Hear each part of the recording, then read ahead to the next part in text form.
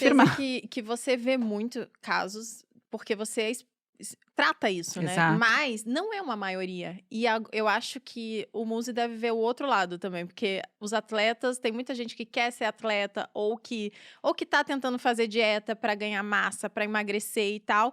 E aí a pessoa quer comer tudo, né? Ela é uma criança mimada, como eu costumo dizer. Tem muito assim. E aí eu fico pensando que às vezes, e teve essa onda também, que parecia que todo mundo era transtornado. Todo mundo tinha um transtorno. E eu tenho certeza que é uma minoria, que não é todo mundo. O que você acha disso? Eu tô errada? Não, não tá errada, de jeito nenhum. Mas assim, o que a gente sabe, né? Se a gente for olhar os transtornos alimentares... Gente, dá licença, a gente montou um podcast que a gente vai falar um pouquinho, depois a gente... Mas a verdade é que, assim, existe uma prevalência, né? Que vai aí, se a gente for olhar, por exemplo, o próprio DSM, que vai de 0,4% a 1,6%. O que é o DSM, Renata? É o... Roberta, eu sou chamada de Renata pelo meu avô uma vida, então eu vou responder. Você me chama de Renata ou Roberta, eu tô respondendo na boa. É o manual, né, de diagnóstico estatístico de psiquiatria, que classifica esses transtornos psiquiátricos. O transtorno alimentar é um transtorno psiquiátrico.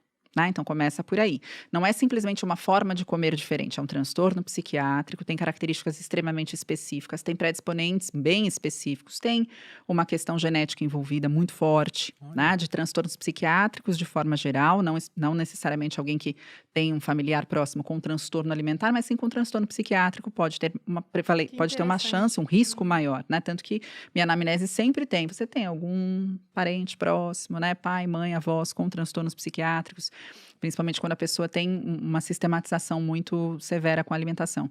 Mas a prevalência, perceba, ela é muito pequena, né, na população. Dentre os adolescentes, essa prevalência já sobe bastante. Dentre os atletas, chega a 50%.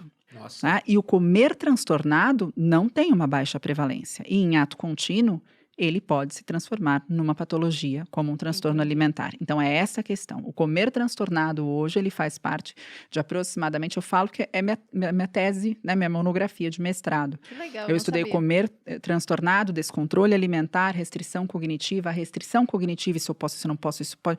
É um dos principais fatores de insucesso nas dietas. 87% das dietas são abandonadas na terceira semana. Tem alguma razão. Então, eu concordo plenamente que você deve comer de forma saudável, que você deve escolher bons alimentos, que você deve saber o que faz mal para a sua saúde, o que faz bem para a sua saúde. E aí, balancear, porque não faz bem para a sua saúde mental também acessar esses alimentos palatáveis, porque ele vai ativar o seu sistema de recompensa de tal forma que você só se sente feliz com a dopamina impulso. Né? E nunca com ela basal.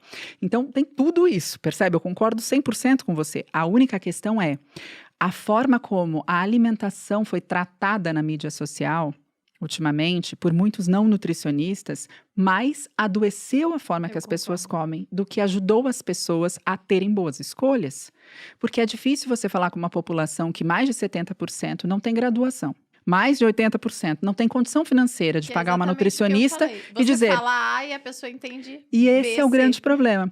Eu que não sou formada, vamos supor, em saúde, não sou uma promotora de saúde, não fiz nenhum juramento, eu posso falar o que eu quiser. E se alguém fizer alguma coisa errada, eu posso dizer, eu sou responsável pelo que falo, você entendeu errado. Eu, como profissional de saúde, eu tenho uma responsabilidade muito maior. Eu tenho a responsabilidade de só promover saúde. Então, quando eu recebi esse juramento, eu falei, eu tô na lama. Acabou minha liberdade na vida. Porque o peso que eu recebi com a minha graduação... honesta, né? Exato. O peso que eu recebi na minha graduação foi um negócio, falei, nossa, parece que agora eu tenho que tomar conta de toda a frase que eu falo. E quando a gente vai estudar transtornos, é tanto sofrimento. É tão absurdo as coisas que a gente vê, a família inteira sofrendo, uma adolescente escolhendo morrer, né? Eu prefiro morrer do que ser gorda. Eu já ouvi frases como essa, isso é um absurdo, né? Isso é um absurdo.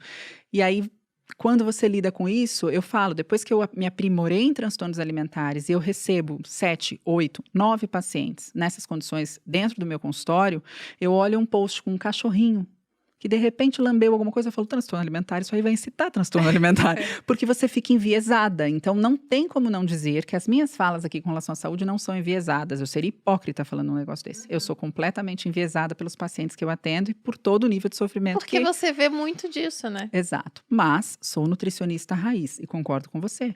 Não dá para comer só o que quer, na hora que quer, do jeito que quer e acreditar que acreditar que você vai ter resultados que quer, né? Isso não existe em nada na vida. Isso não funciona para trabalho, isso não funciona para relacionamento.